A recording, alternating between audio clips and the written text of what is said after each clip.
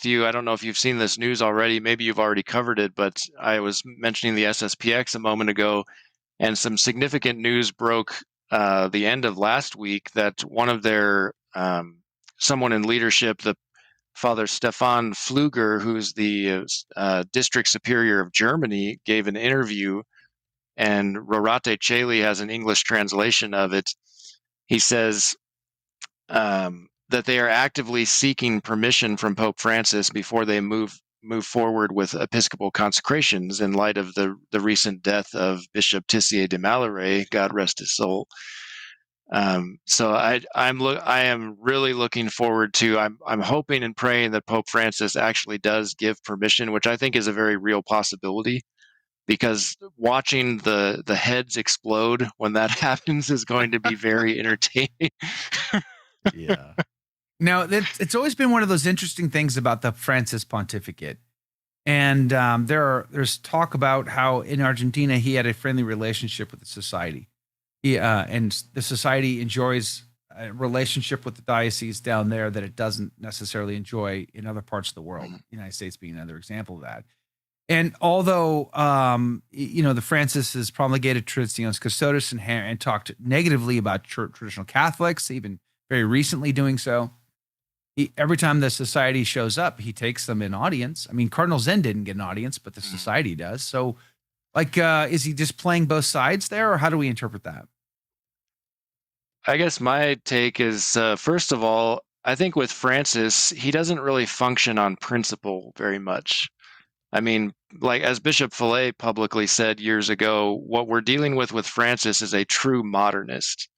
But I think what we're also dealing with is a man who makes a lot of his decisions based on personal feelings and relationships. Like, if he likes you, if you have a good relationship with him, you're good to go. But if you get on his bad side somehow, it doesn't matter if your principles are right. Like, you're done for. He's gonna come after you. Some call that a godfather. I think, yeah.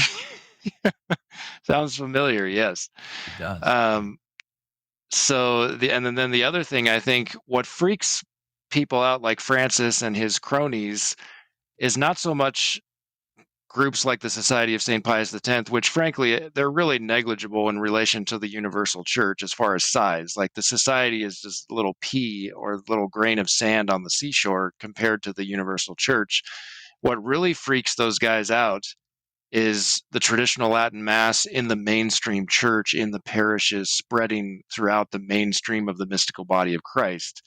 That's why they instituted Traditionis Custodes, because as a result of Summorum Pontificum in 2007, that's exactly what's been going on for the last, whatever it was, 14 years or so in the interim. I don't know if it was that long, but from Summorum to Traditionis Custodes, yeah, I guess it was somewhere around there. I'm terrible at math in my head. 2007? It's been 17 years.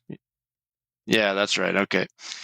So that's what really freaks those guys out. They don't want it in the mainstream of the church. I think Francis might be of the mind that, yeah, if it's kind of a sideshow attraction or something, like it can be in the big tent as long as it's not like the main attraction. That's kind of how I see it. Yeah. I definitely see something very similar. I just don't think Francis cares all that much about liturgy in general. I just don't think that's his main project.